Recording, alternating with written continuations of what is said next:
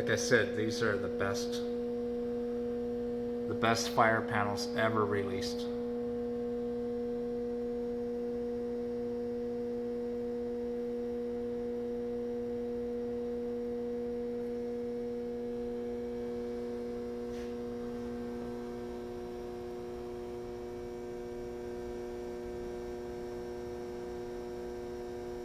You can see the smoke coming out of it.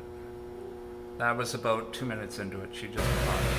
It's only drawing 500 milliamps, and yet 500 milliamps should be able to handle that.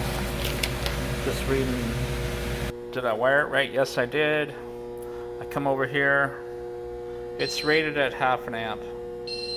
These are absolutely the best panel ever made.